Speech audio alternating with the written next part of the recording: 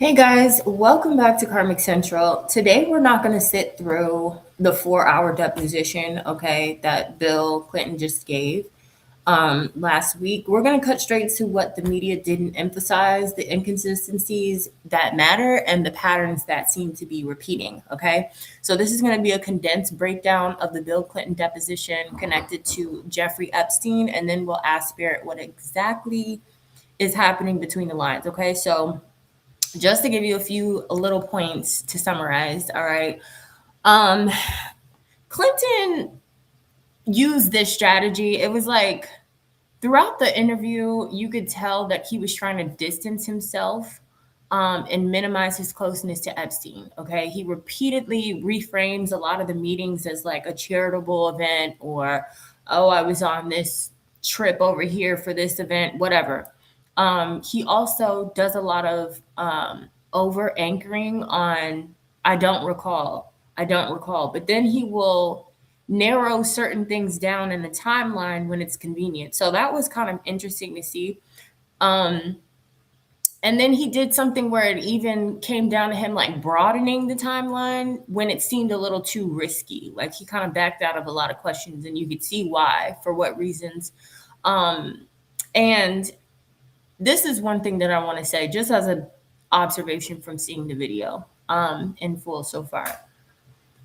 I noticed a couple things. One, he's 80 years old, right? He looks great for his age. He has a head full of hair. Love his hair. Also love his hands. He has really nice hands for a man. Side note, okay?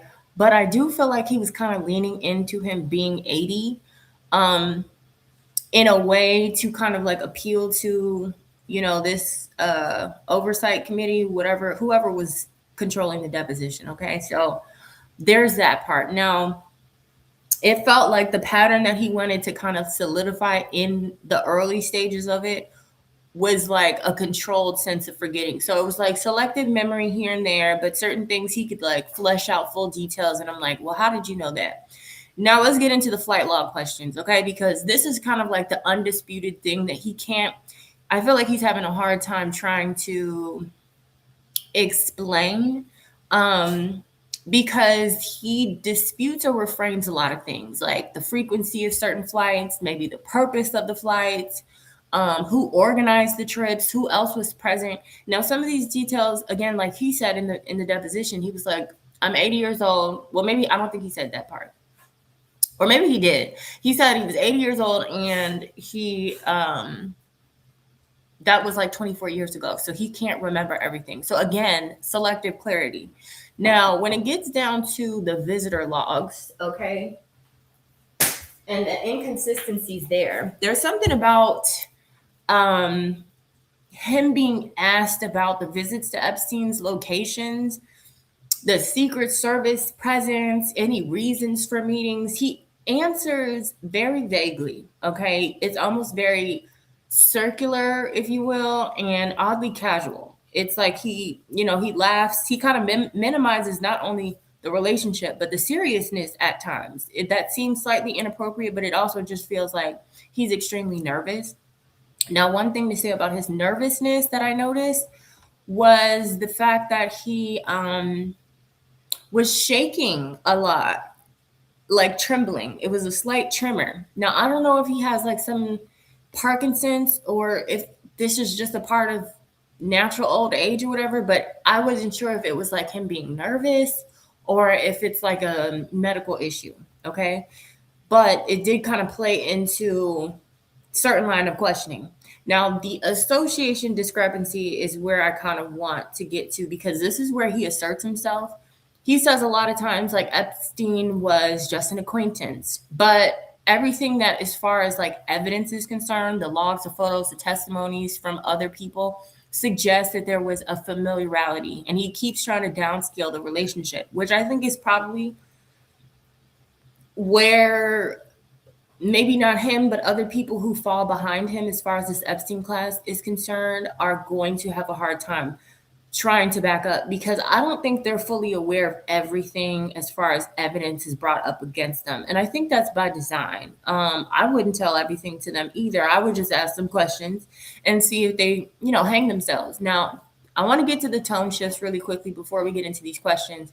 Now there were some times that there were like sensitive questions and his tone kind of switched up a little bit. It either, got a little tight, or he sped up his talking, or he deflected back to saying like, I don't recall. It was like anticipatory protection. That's what it felt like. Again, on my end. Now, the missing answers, this is where the real tells are. There were certain direct questions that received very partial responses or non-answers altogether. There were some redirections a few times. Like, you could tell his lawyers on his left and his right were trying to corral him, and just kind of keep him focused and on task to what they were asking, as opposed to going off on these tangents. There was a lot of asked and answered pivots. Like, the lawyer would say, ask and answer. And I guess it was just to say to him and to the other person, more so to him though, like, just be direct, just answer the question and move on. Like, don't try to elaborate too much, because that's when you could start getting, in trouble. I feel like when people have a reason to be dishonest or hide information, the worst thing that they can do is talk too much, because sometimes they'll call themselves, flowering or adding color to a situation in a certain direction, and it just does not pan out for them. So let's get into the questions, okay? Because instead of watching the whole deposition, if you don't want to, here's what I want you to pay attention to as you continue to consume information about this particular incident. When Clinton gets specific, that's when you need to pay attention. Why is he getting specific? And then sometimes he absolutely refuses to. I feel like that is not a lapse of memory. I think you are being extremely careful.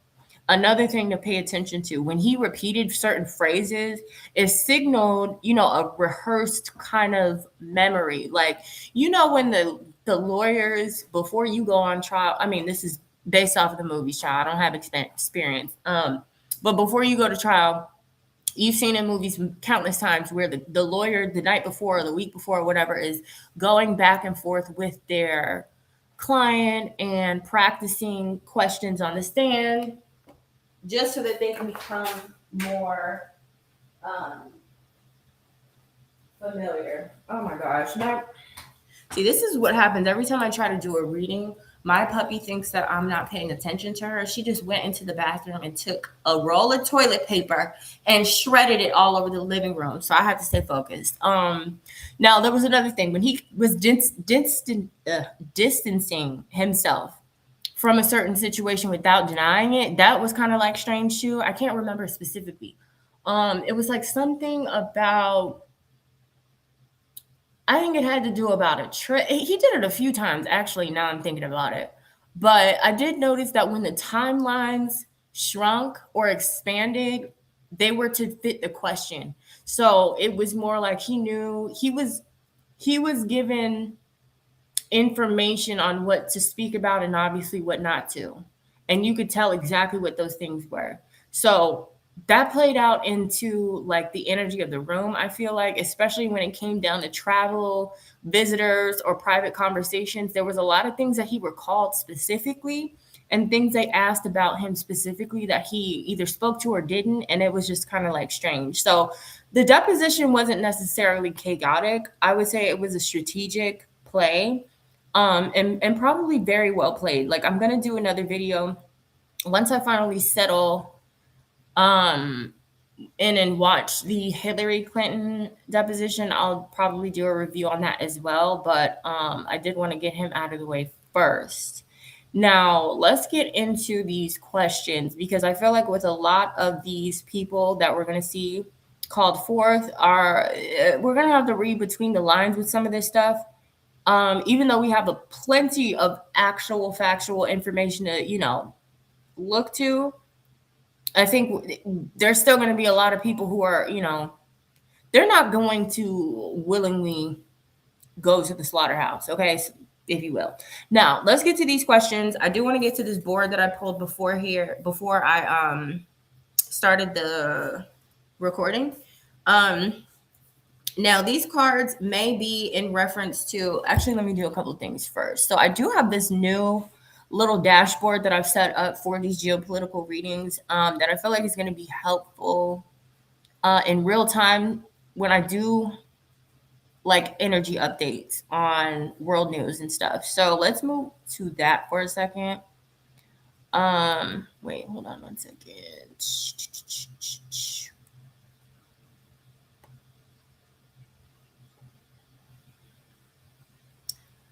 Okay, so if you see here, this is gonna give you kind of like a bird's eye view of real time updates on the current conflict right now. I don't necessarily expect it to be relevant. However, the reason why I am closely following this is because I want to be able to track things as I go. And there's so much going on right now. I just need to, stay on task. So, um, the first card that came out was Turkey, which I feel like is interesting because there has been a lot of talk about. I don't know if a U.S. Navy base or Army base, whatever, some type of base that we got over Turkey.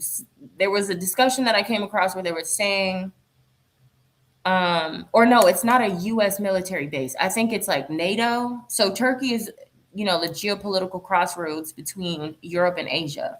They're a key player in regional conflicts, NATO and Middle Eastern diplomacy. That's what we are actually dealing with right now, or it feels super relevant. So I don't know if something is going to come out of Turkey or if there's going to be something that happens very soon, but they are showing up here on the board. We have South America, um, which is interesting because right underneath it, we have pseudo intellectual and then Brazil. I don't know if these countries are coming out so strong because of maybe, I'm talking about Bill Clinton, and there may be something there as far as a relationship, um, relevancy to something, but we're going to take a look further. At the center of this reading is karmic retribution. Okay. So I know for a fact that I think a lot of people are slightly overwhelmed. A lot of people are hopeful that justice will come in some form. But I do know that because of this overwhelming evidence and the amount that has been dropped on us as far as like the files are concerned and all of that, it can kind of feel slightly hopeless, like it's almost too much. And you got to think about how, like, maybe law enforcement, there are still good people in law enforcement, and they do want to see things being brought to justice. The whole system is tainted, but everybody is not corrupt, right? So if you know that, there is still hope in terms of these people being held accountable. However, it's just a matter of like timeline of when all of that happens. Now, karmic retribution being at the center tells me that this could be the beginning of something very big, okay? Because I think people are, like I said, are going to be hung up. Being in front of a group that is holding you accountable is going to make it a lot easier for you to be caught up in a lie or to be caught up or brought information, like you're going to say something. Okay. So I feel like that's what we're going to see play out. Now we have doomsday right next to that card. The clock is ticking. And right next to that is a resource war. So I don't know exactly, what the conversation is as far as why we're going to war. I know that they said certain things about Iran having a stockpile, but again, that is yet to be fully confirmed. I don't necessarily disagree or don't believe it. I don't know. So there could be that. There could also be certain things going on as far as oil, controlling that. There could be other resources. There's, side conversations about Stargates. I won't get into that right here. But there's a lot going on in the Middle East, and it's not just about conflict. It's also about like gaining control over resources. So I think that's why this is here. Now, above the Doomsday and Resource War cards, we have Bioengineered Threat and the Media Circus. These cards are in blue. Mind you, I only have about 4 cards in this spread, particularly, that are blue. We're going to get into each one of them. This bioengineer threat, I feel like this is where we are seeing how they're using these wars to build up other nations for themselves or for their partners. Okay. The smart cities being here at the center above the karmic retribution and all of that, I feel like is signaling to the things that we've seen it play out in the last year or two. Um, I'll say starting from, I mean, it goes far back, but I'm going to start from Hawaii. Okay. We saw this kind of engineered issue, right? An event that led to a lot of people losing their lives and homes and all of that, right? But then after that, I mean, we've had things in between. But now the other most recent thing that I can think of is like Gaza and their obsession with turning it into like a resort space like Dubai. I don't understand how they think, especially after day before yesterday, or yesterday was it, when Dubai got hit with all the stuff and Dubai is supposed to be this safe city and all that.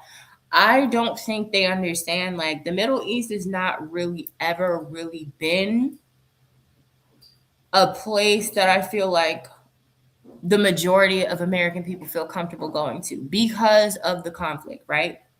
So for the select few people who do go over there and, maybe of a certain class or um, whatever, they are going there with the intent to have like safety, being top of the line. I mean, obviously, you don't want to go on vacation or have an extended stay somewhere and you get stuck in the middle of a conflict. But I think what we're seeing with world leaders right now is so diabolical to see how they're using people as pawns as opposed to just fighting each other silently or off to the side or whatever. I feel like these conflicts are just so, like, they're becoming so ridiculously obvious to people that they're unnecessary to fight. Um, Now we have the acid rainfall card here, toxic fallout or the consequences of unchecked industrial practices. This is underneath the banking cartel coup.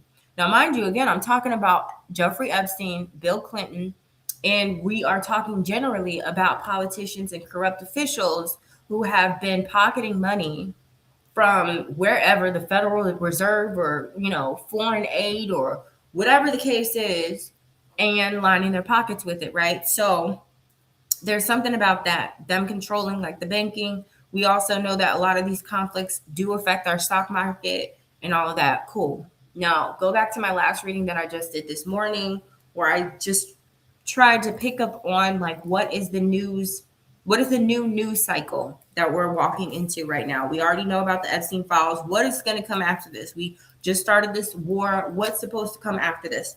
Okay, so that's kind of what we're going to be uncovering the next couple of days. But we also have the WHO here. Okay, the WHO, the World Health Organization. Something about what they're doing is like not kosher, and it has something to do with this money or money that we have sent off somewhere. Now we have the UFO reverse engineering, recovered alien tech for political or military gain. I do feel like this doesn't really have anything to do with like outer space or anything like that. I think this has to do with the development of ammunition and all those other things that we do to fight a war, bullets, missiles, all that stuff. So there could be certain things, even with trying to either look into another country and their advancements and trying to, I guess, use that for ourselves. The first thing that I'm thinking about, though, too, is like I think about the Golden Dome that Israel has. Do we have one of those? I mean, I feel like we do, but I also feel like they got theirs like perfected before we did. And it is a small country, but I just kind of feel like, okay, that's weird. Now, the last card that came out in this spread is House of Savoy, former ruling house of Italy tied to the unification of the country. I don't know what that has to do with, but I do know that, of course, all our presidents have been in contact with other world leaders Clinton, of course, has had associations with different world leaders. I don't know if he knows the person of Italy or if this is just in reference to something in Italy. Again, this is a country heavy reading. I don't think I've ever really had this many countries. No, I have. I've had more countries. Now, underneath the deck. Underneath the deck, we have Council of Foreign Relations, political think tank pushing agendas that manipulate international relations. Now, last week I came across one of the files. I wish I could reference it, but I've been going through so much of the files. I need to start writing down some of the stuff I come across. But I just find myself sometimes like browsing or either stumbling upon a video that makes me want to reference it. So I'll probably do better with that. But there is an email that, bro. Oh no, hold on. Okay, sorry. I just got this crazy text message. Now, there's an email that Epstein had written to somebody, or if it was a note to himself. I can't remember, but I do remember seeing it. Oh, it was in the files, but it was in his email. Okay, so I think he wrote himself a message, writing his own bio. And in there, he wrote that he was a member of the Council on Foreign Relations, I think. And I just remember being like, wait, since when? And was he making that up? Excuse me. I don't doubt that he could have had associations in it, but being an official member is crazy. Um, and even just like the way he wrote his bio was crazy, but I digress. Let's move on. I want to get to these questions really quickly so we can close out. So, what is the true nature of the Clinton Epstein connection? What do we need to know beneath the public version of this whole story? We have whistleblower suppression and the United Nations. Okay. Global organization representing diplomatic affairs, humanitarian work, but also a subject of global conspiracy theories about New World Order agendas. Okay.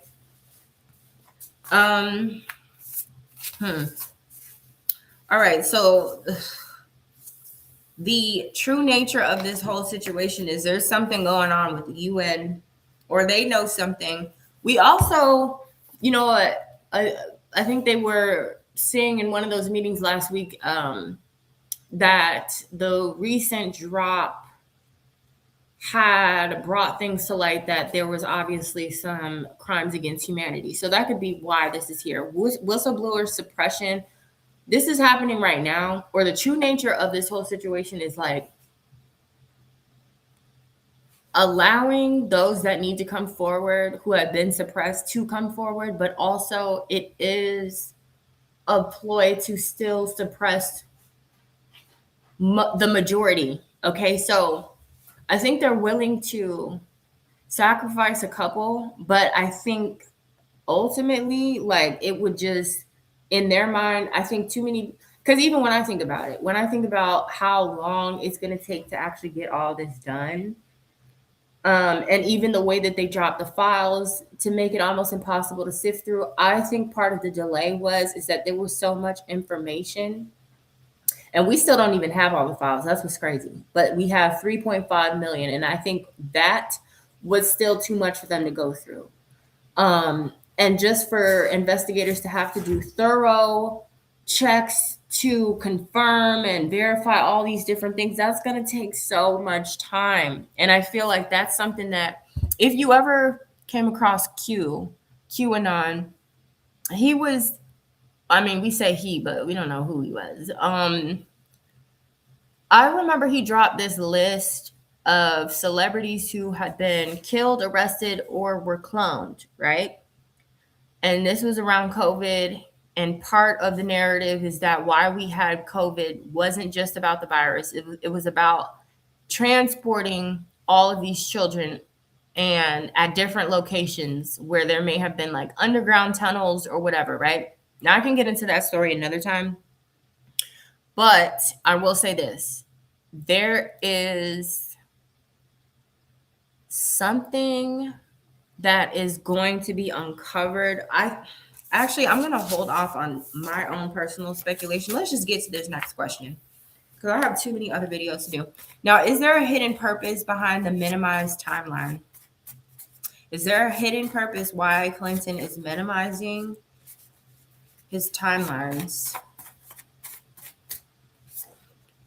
Chain reaction, one crime or event leading to a series of related actions or consequences. What I just say, this man is trying to make sure he doesn't say anything too much that'll get somebody else wrapped up, that'll make them, come after him or set off some type of crazy chain reaction.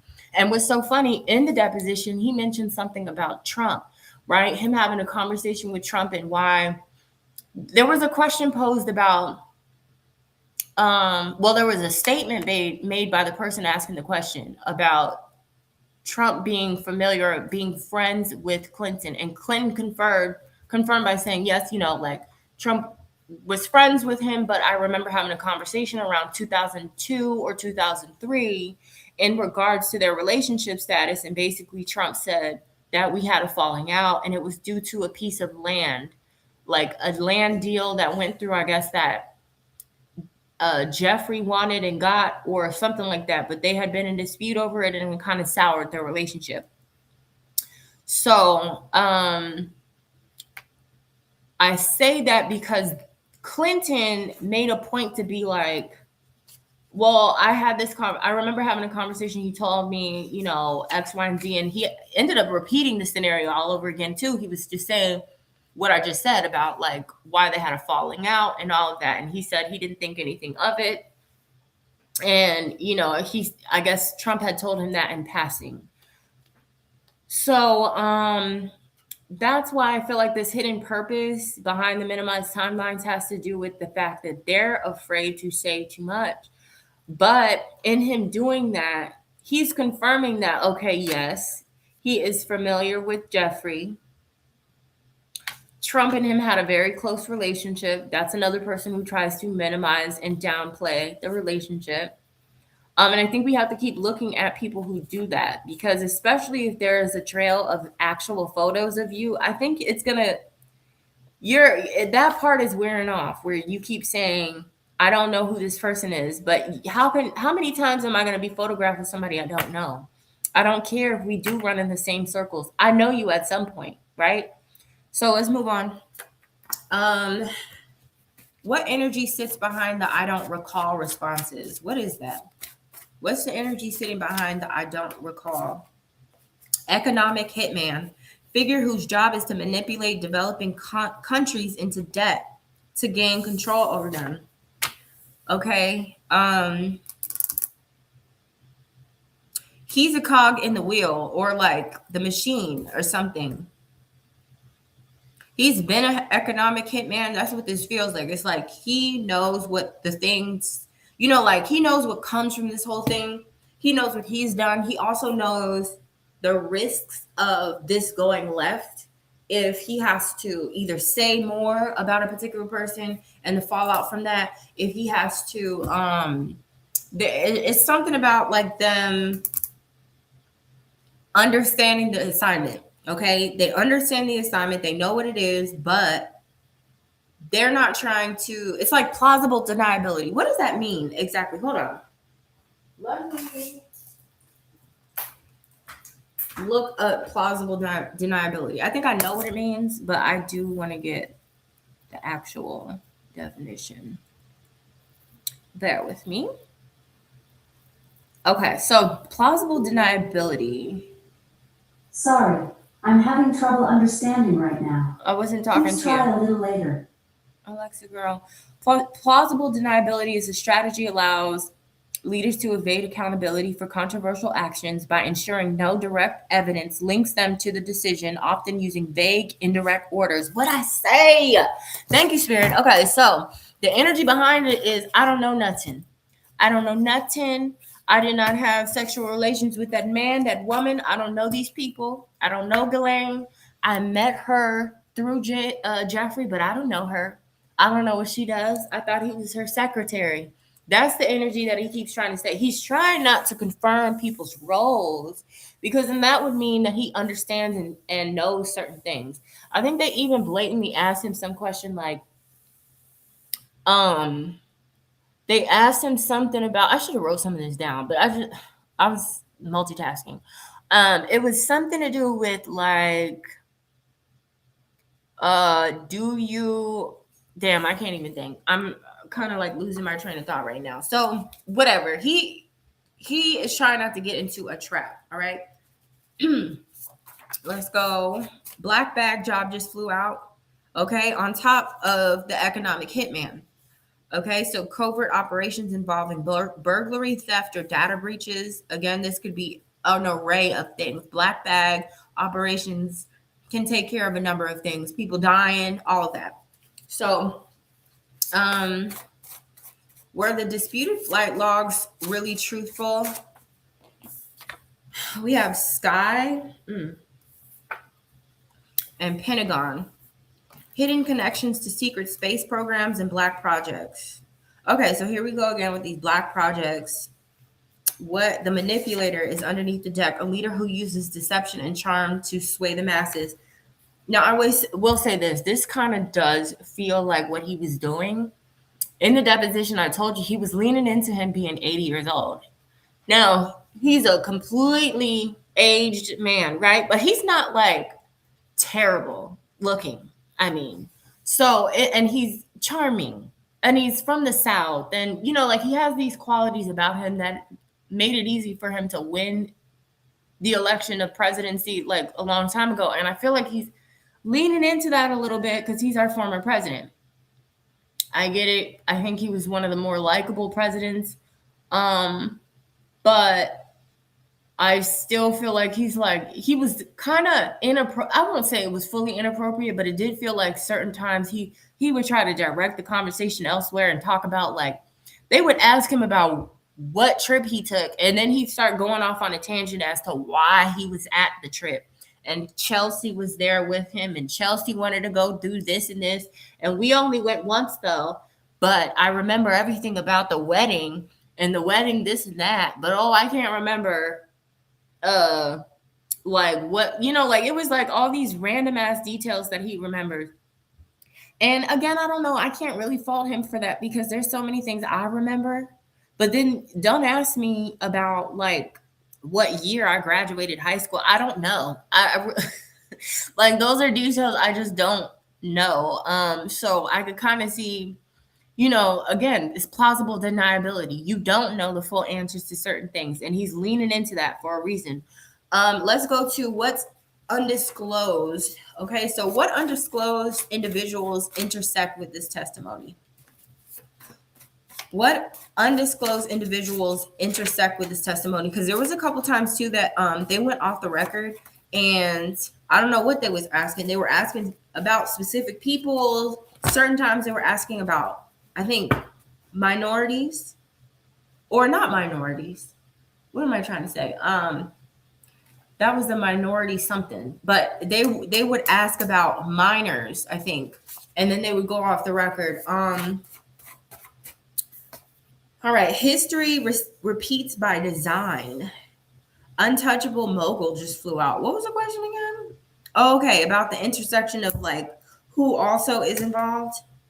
What undisclosed individuals intersect with this testimony?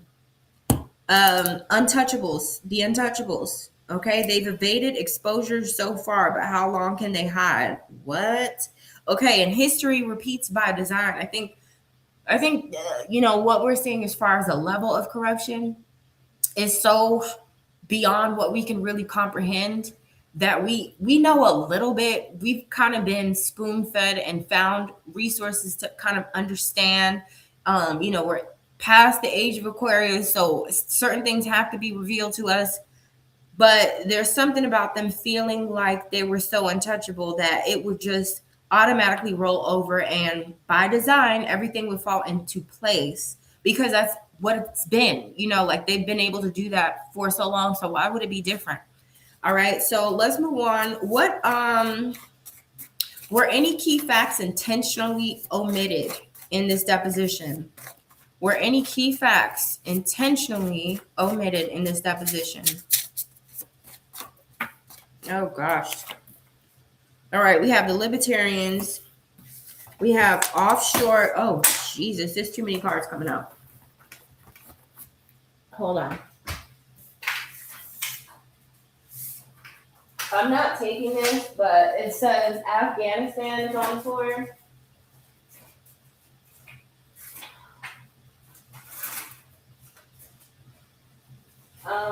Sorry guys, I dropped so many cards. All right, so there was something about Afghanistan. Don't know if that's relevant. Offshore banking structures. Remember, we've been talking about this. The bank cartel. Okay. So there's something is involved with money. I think something can be traced. I think that's why I'm picking up on the money. It's like something can be traced, but there's also a rack of stuff that's hidden. So maybe certain things can be like are hard to prove. Certain things are hard to confirm. So that is why they can kind of evade certain things. But I don't think with this card saying, but how long can they hide? I don't know. I feel like something else is going to come out that could be shocking. That is either already in the files that we just haven't gotten to yet. Like somebody hasn't done there's some type of big expose coming. I don't know why I'm picking up on that. Let's keep going. I only have a couple more questions. Thank you guys for being with me to this point. I'm almost done. Does this deposition protect someone else behind the scenes? If so, who? Does this deposition protect someone? Oh, you know what? Also, he started off the deposition, which rightfully so, he should, because this man he's done enough. He started by saying, Hillary doesn't know anything about Epstein. This was the crazy part. Okay, he was like, Hillary doesn't know anything about Epstein. She is not responsible for something, something, something. That just made me think about like when somebody's in the interrogation room. Again, this is back to a movie reference. Going back to the interrogation room and they just automatically try to take the full blame. But they try not to really blame themselves, but they're just like, well, if anything, my partner doesn't know anything. That's what it felt like. It felt like he was trying to cape for her a little too soon. And I felt like he didn't need to do that because later on in the deposition, when they were asking about like times that he had met Epstein in the first time and trying to pin down when that first time was, and he kept going around in circles about, oh, it was a charity, this and that, in Africa, this and that, in London, back and forth real quick. Whatever that was, he said something about, Hillary was right there when I met him. And I don't know, it was like he put her directly at a location that he was at while Epstein was there. So it kind of makes their stories kind of crack, not fully, because just because somebody's president and in your space and you've been the president, so I'm sure you're going to be in rooms with a bunch of different people, that doesn't mean that you're guilty of anything, but it could mean that you are trying to act like you don't know somebody for real when you do. There was also a mention of Epstein being at the house, the White House, like almost 17 times. I don't know if these were times that could have lapsed over his presidency or not. I don't remember hearing the details, but I just know that they said like 17, 18 times. And they were like, so is it common for the president to not know who's coming to the White House? And I was thinking that's kind of a dumb question. Well, maybe it's not a dumb question. You do want to be clear. But in my mind, I can't imagine every president knowing every single person who comes because the people that come can somewhat be like insignificant, just taking a tour. Like they could be coming on a school trip or it could be a team that he don't care about. That doesn't mean you meet the president, but that doesn't change the fact that why the hell was Jeffrey Epstein at the motherfucking White House 17 motherfucking times? That's a bit much for somebody who's supposed to be, semi-regular. Like we obviously know he lived a very otherworldly life, but it's more so about like, and then obviously we know he's been in spaces that he wouldn't naturally be at, but to be at the White House seems crazy because don't you have to go through a bunch of clearances? And like, I feel like there was a time my sister, I think, had a field trip to the White House, and her class had to go through like a background check. And I mean, I was much younger, so I kind of felt like that was a lot. But then I totally get it. It's a security issue. But again, I don't think he went through all those clearances. Now, I do feel like there should be some way to track that. Who did he meet? Why was he there? Do they not keep track of who's actually walking in the White House? Now, that would be a bigger problem as far as it relates to maybe the Secret Service. I don't know. I'm just saying. All right. So, does this protect other people? Was the question. Did I get an answer? I don't know. But the petrodollar collapse just came out again. This card has been haunting these readings. Fall of oil-backed currencies and the shift to new economic power structures. This is what I think they're trying to not necessarily avoid, just slow it down. I've talked about this before. Something major as far as the stock market is concerned and a collapse of like a lot of our structures, more than one, is coming. Okay, we have House of Representatives here. I don't really know what they do. I know that's an ignorant thing to say, but sometimes I kind of get confused with certain people. I mean, with certain, governmental systems, I kind of get confused. But what else? Clarify. Does this deposition protect someone else behind the scenes?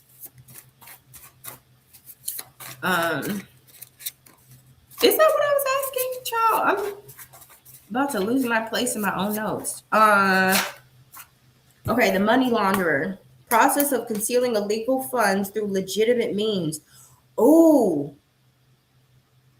Okay, so remember, or maybe you don't know, okay? Because I can't assume everybody knows what's going on with this Epstein situation. But there are discussions going on currently about Epstein's involvement in cryptocurrency, programmable money, digital currency, whatever you want to call it. He could have been, if not like the person who started it, a part of a collective that did. And he was definitely responsible for funding certain things within these frameworks. Okay. So because he knew his way around the stock market, and he could finesse it in a certain way and people trusted him, I think they trusted him to be a money launderer. And they probably did opt into plausible deniability to some extent. I could see there being a scenario where, yes, maybe I put you in precarious situations to be blackmailed and you better not tell on me. Because I have these photos of you on my plane type thing. That could have very well been a thing.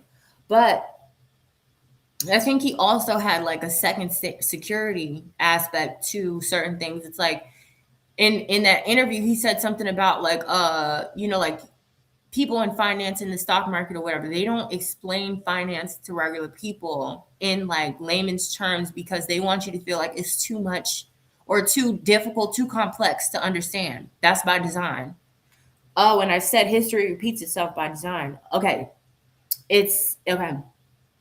Sorry, I'm getting downloads.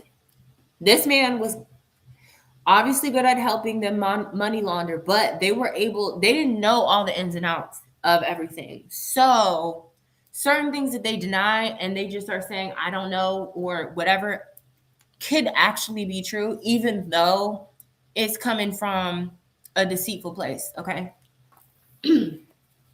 All right. What's the truth? This is the second to last question. What's the truth beneath the public narrative of Clinton's relationship with Epstein? Okay, we just had a rack of cards fly out. We have the Rothschild family, banking empire and influence in finance and politics, which is interesting because we know, well, maybe you don't, in Epstein's files, specifically his emails, there was a correspondence that he had with somebody else, and he was like telling them, oh, by the way, I represent the Rothschilds. So he had some close connection with them in some way. I don't know, like to what capacity, obviously. Now we have spin doctor, political figure skilled in manipulating the media to reshape a negative narrative. It's a lot of manipulators in this reading. It's a lot of political figures moving the dial to manipulate certain outcomes or create and reshape certain things. They're all doing this, but I'm telling you, this is what's going to get them wrapped up. Now, the Congo, DRC is here. Excuse me. Rich in resources, but plagued by political instability, war, and humanitarian crisis central to African conflicts. Now, I know there is enough going on in Africa as it is. And Africa is so close to the Middle East. I mean, I feel the Middle East is Africa in my mind. I know it's between, you know, Europe and Asia and all that shit, but it's Africa to me. It's like an offshoot of Africa. And there could be something that is in reference to that, or they could try to pull something off in the Congo, or something went down in the Congo already. But we have the light worker movement here in Cuba, longstanding socialist state with historical tension with the U.S. We already know they blew up like some people, or Cuba blew up some people, like 4 people the other day. Regional influence in the Caribbean and Latin America. Now, I've already been talking about Cuba and Venezuela and some potentialities there. We have the Congo here, which is new. Again, I'm not going to speculate too much. It could be something from the past. We do have right next to that offshore banking structure card, financial secrecy jurisdiction impact came out. So what I'm gathering so far, the truth beneath the public narrative of this, the relationship that's going on is like he definitely knew who he was. He knew what he was good at doing, or knew what his expertise was, just like everyone else did. Not just about him being able to procure young women. That is just a small caveat. And I know that sounds small. I mean, messed up maybe to say that it was small. I'm not downplaying that seriousness, but I am saying that wasn't the worst. I mean, again, I won't say that.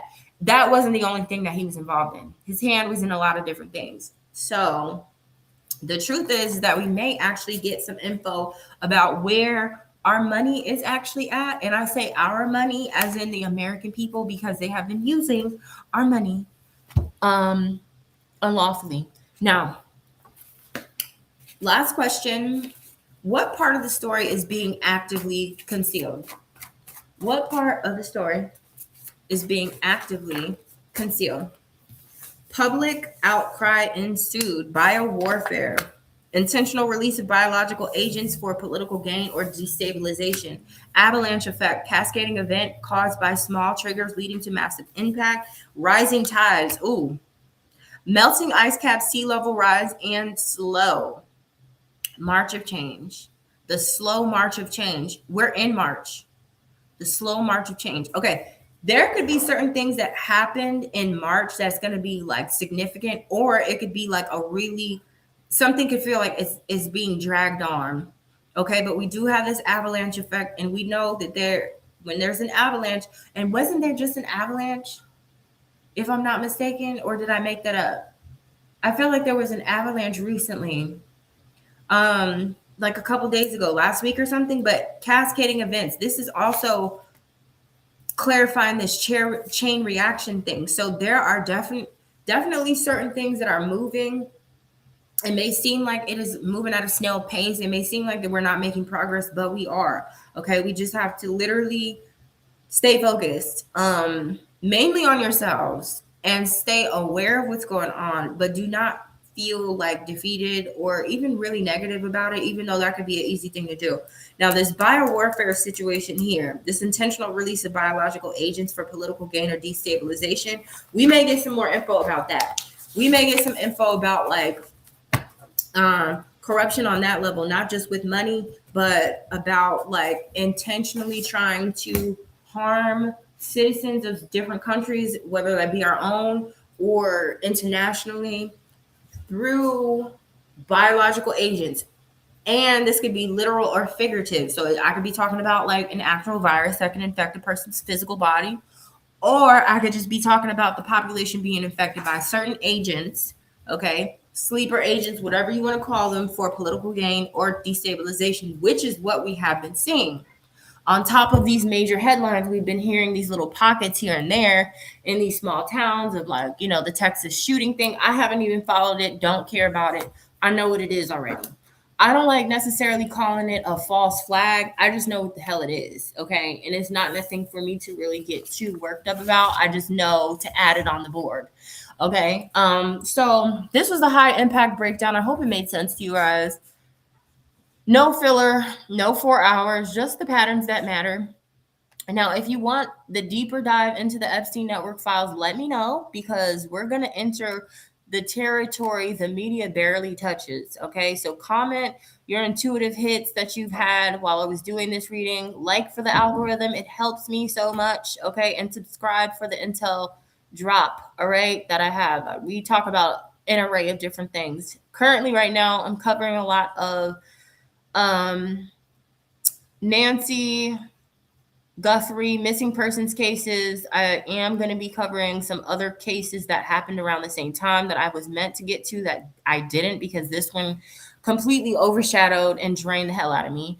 But I'm still touching on certain developments there. I'm also going to be covering some other stuff. Of course, we do celebrity news, celebrity readings, and all that. I still have a list that you guys have like added to of things that you want me to cover.